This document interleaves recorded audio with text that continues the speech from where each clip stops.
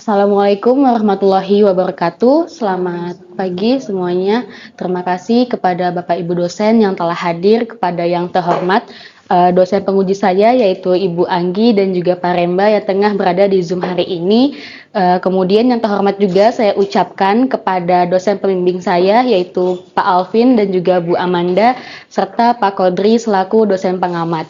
Sebelumnya, perkenalkan Pak Bu, saya Fitria Fadilah dengan NIM 1221-1032 akan mempresentasikan hasil penelitian tugas akhir saya yang berjudul Optimisasi Kapasitas Layanan Kesehatan Selama Pandemi menggunakan pendekatan survival analysis dan mathematical programming dengan mempertimbangkan risiko kematian dan lonjakan pasien. Oke, next.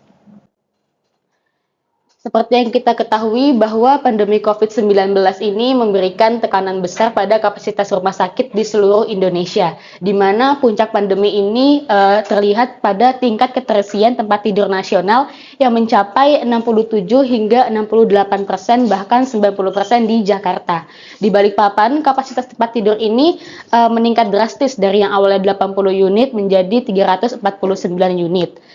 Hal ini juga dapat kita lihat berdasarkan data Kementerian Kesehatan Republik Indonesia tahun 2021 di mana ketersediaan tempat tidur pasien di seluruh rumah sakit rujukan COVID itu memiliki perbedaan antara jumlah tempat tidur biasa dengan jumlah tempat tidur untuk pasien COVID, di mana untuk pasien COVID hanya 22%, sedangkan jumlah tempat tidur biasa ini lebih banyak yaitu sebanyak 78%. Maka dari itu dengan adanya peningkatan kapasitas ini akan menimbulkan lonjakan pasien dan keterbatasan ICU dan bangsal yang menjadi tantangannya. Oleh karena itu, karena manajemen kapasitas yang masih belum ada dan tersedia, maka dibutuhkan model prediksi dan optimisasi untuk memprediksi rumah sakit dalam pengambilan keputusan. Oke, next. Nah, untuk mengatasi permasalahan ini, maka tujuan dari penelitian ini adalah ada 3. Yang pertama, untuk meminimalkan risiko kematian pasien. Yang kedua, meminimalkan lonjakan pasien atau pasien overflow. Dan yang terakhir adalah memaksimalkan ketersediaan tempat tidur, di mana ketersediaan ini nantinya akan berlaku konversi antara tempat tidur bangsal menjadi tempat tidur ICU. Selanjutnya. Baik, di sini ada 3 batasan dalam penelitian ini dan asumsinya 4, di mana batasan pertama penelitian ini dilakukan di Rumah Sakit Umum Dr. Andes Kanijoso, dan yang kedua penelitian ini mengambil data rekam medis pasien COVID pada tahun 2021 di bulan Juli dan data kapasitas tempat tidur baik itu ICU maupun bangsal. Dan yang ketiga, penelitian ini tidak mempertimbangkan kos dalam analisisnya. Asumsi ini tidak terlepas dari 4 hal. Yang pertama, tempat tidur ward itu dapat dikonversi ke ICU sesuai kebutuhan, dan yang kedua, kapasitas fasilitas ICU itu secara otomatis selalu tersedia seiring berjalannya konversi. Kemudian yang ketiga, setiap pasien ini hanya ditempatkan di satu jenis tempat tidur per periode perawatan. Dan yang terakhir, alokasi ke ICU itu dapat mengurangi risiko kematian sebesar 50%, sedangkan di bangsal itu mengurangi risiko kematian 20%. Hal ini saya buat berdasarkan referensi beberapa literatur, yaitu Gillis et al. Tahun 2008, 2017, dan Curpek tahun 2016. Oke, next. Oke, penelitian ini diproses melalui 2 tahapan, di mana tahapan pertama itu adalah model survival analysis. Jadi di sini kami merancang model survival analysis menggunakan 3 bagian. Bagian pertama adalah baseline model dengan menggunakan Kaplan-Meier analysis, dan yang kedua adalah survival model itu sendiri dengan menggunakan 3 model, ada Cox Proportional Hazard, Random Survival Forest, dan Deep Survival. Kemudian dari ketiga model ini nantinya akan dievaluasi dengan menggunakan model evaluasi atau matriks evaluasi C-index, IBS, dan AUC. Kemudian dari model pertama ini nantinya akan menghasilkan output berupa nilai survival probability tiap pasien, yang mana nilai ini akan menjadi input juga di tahap optimisasi dengan digabungkan beberapa parameter dioptimasi yang lainnya hingga menghasilkan output seperti yang saya jelaskan di tujuan sebelumnya. Lanjut. Baik, di sini adalah hasil pertama, di mana grafik Kaplan-Meier ini adalah hasil analisis survival pasien COVID yang menggunakan metode Kaplan-Meier analysis. Grafik di sebelah kiri ini memperlihatkan penurunan lama waktu bertahan pasien seiring dengan berjalannya waktu, di mana dapat kita lihat bahwa pada grafik yang paling atas sebelah kiri itu menunjukkan peluang bertahan pasien itu masih 100%.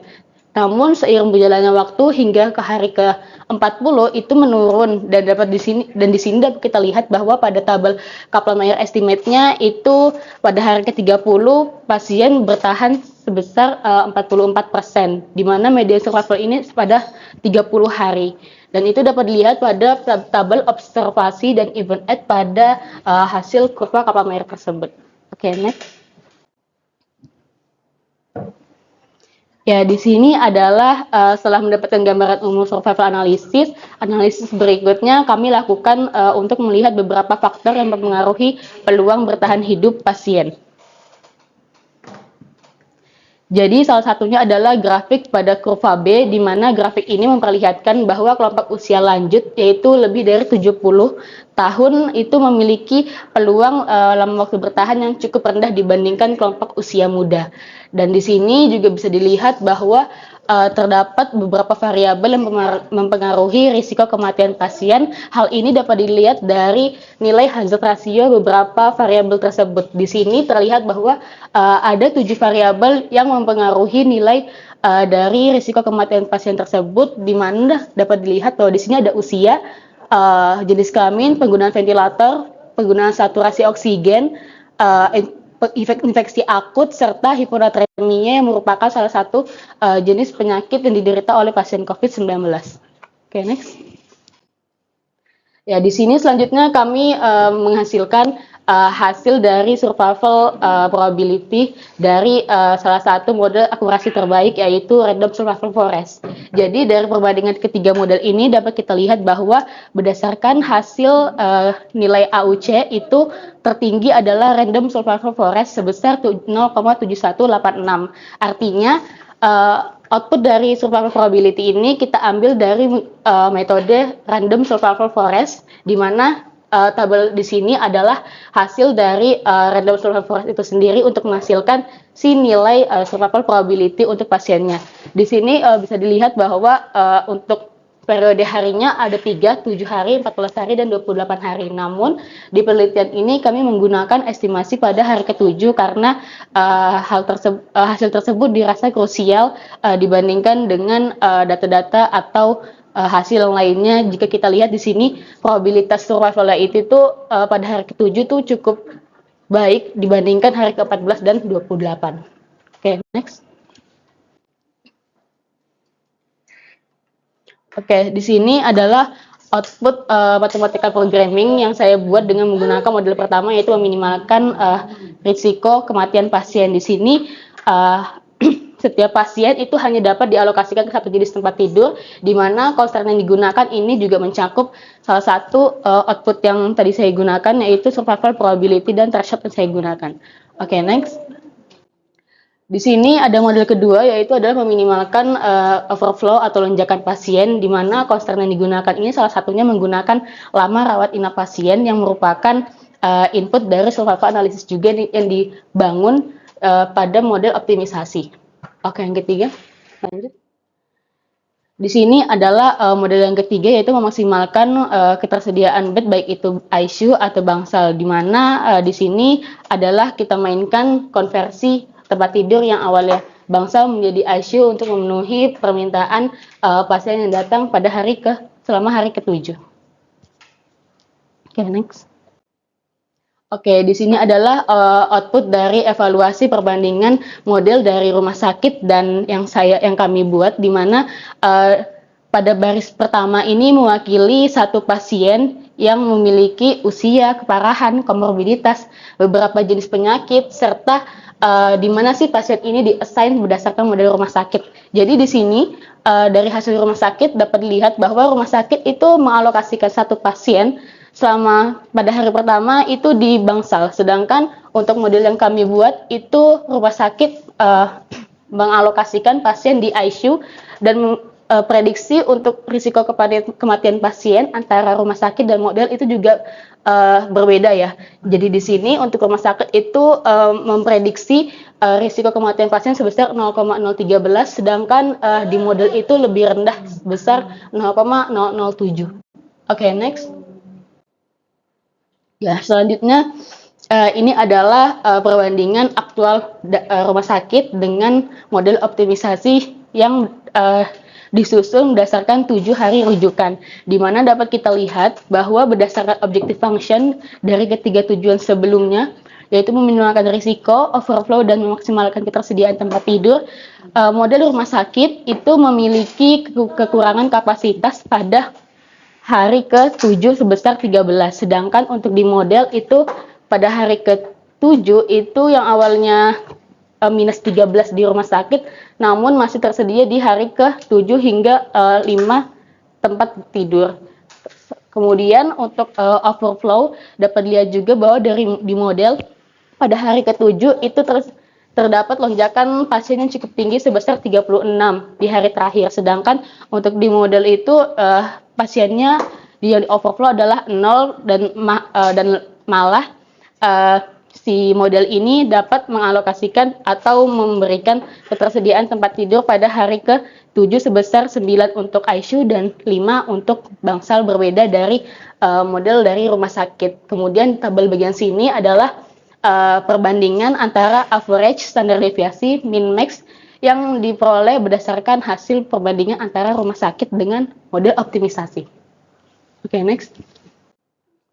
Nah, baik di sini adalah output dari survival analysis beserta optimisasi dengan menggunakan sensitivitas analisis. Jadi pada gambar yang sebelah kiri dapat kita lihat bahwa visualisasi dari 3 objective function ini nih sangat berpengaruh ya antara perbandingan baseline dengan model. Jadi kalau untuk yang risiko kematian yang awalnya 0,38 di baseline atau rumah sakit, itu di model dapat meminimalkan sebesar 0,19.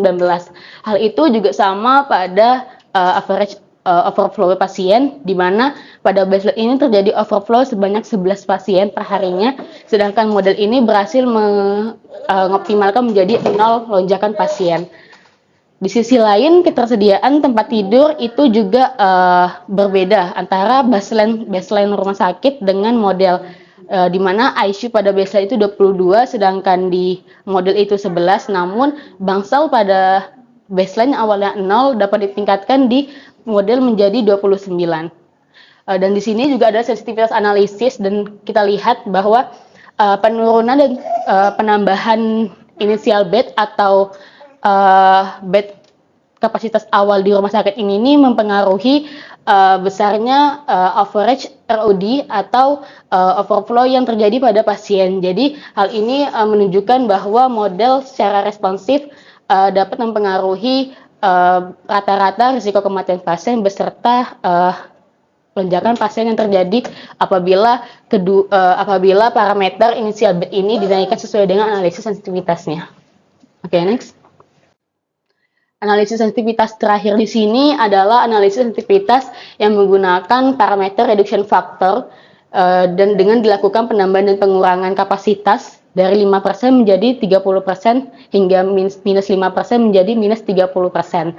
Di sini juga terlihat bahwa jika reduction factor dari bangsal ini tetap namun ICU-nya berubah, maka peningkatan dan penurunan ini berpengaruh pada ICU, karena ICU di sini setiap dari yang awalnya reduction factor 50% itu menambah itu ditambah menjadi 5% hingga 30% dan mengakibatkan bahwa penurunan dari average ROD pasien itu berpengaruh terhadap ROD-nya.